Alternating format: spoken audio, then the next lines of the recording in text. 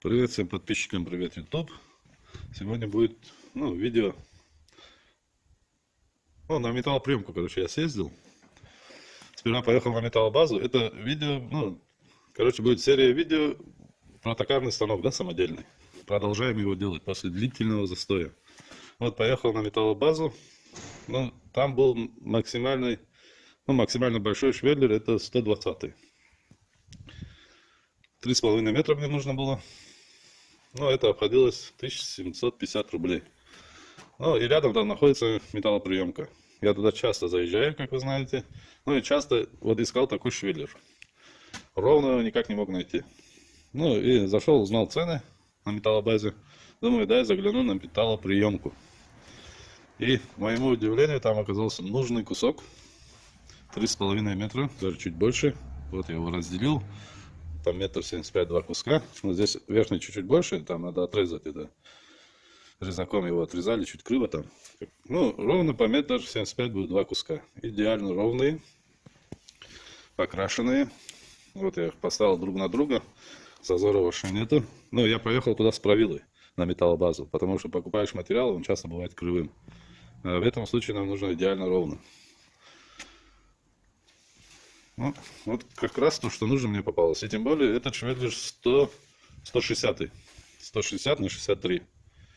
Отдал я за него 1500. На металлобазе я за него отдал бы, думаю, где-то, если 120 стоит 500 рублей, этот, наверное, стоил бы в районе 800. Там в прейскуранте был 140 за 600. По 800 рублей сколько это получается? 240 и 2400 плюс 400. Короче, 2800 отдал бы я за него на металлобазе. А так отдал 1500. Очень доволен.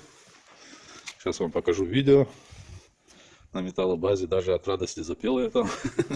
То, что нашел подходящий швеллер. Лорд Мастер, подписчик, постоянно меня подталкивает к этому делу. Делай токарный станок. Оставите молотки, кувалды в покое. Так что вот будем продолжать. Процесс это долгий. Все-таки это не струбцину сделать. Вот завтра, скорее всего, займусь этим делом. Надо ровно их вывести. Между собой связать.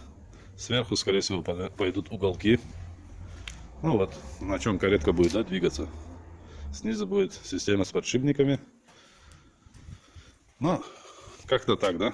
Вот я ориентируюсь, не помню фамилию, Роберт зовут.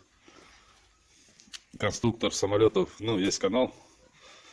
Вот по его видео. Я у него просил, он мне тоже ответил. Сделал такой видео-ответ. Большое ему спасибо. Вот по его принципу будет делать токарный станок. Конечно же, он не заменит настоящий токарный станок. В последующем я уже думаю, что найду нормальный токарный станок. Бэушный, естественно. Китайский я не хочу брать. И не школьник, а чуть побольше хочу взять. А пока займемся этим делом. Посмотрим, что у нас выйдет. Кто смотрел предыдущие ролики, передняя бабка у меня есть. Передняя бабка, да, по-моему, называется. Шпиндель родной там, патрон родной, подшипник и все я с металлоприемки. Лежал там токарный станок, оттуда вытащил. Такой, да, побольше, чем школьник. Токарный станок был, патрон у него 200-й. И шпиндель со всеми подшипниками. Кому интересно, посмотрите видео, я оставлю в описании. Все, смотрим металлоприемку, там немного я снял.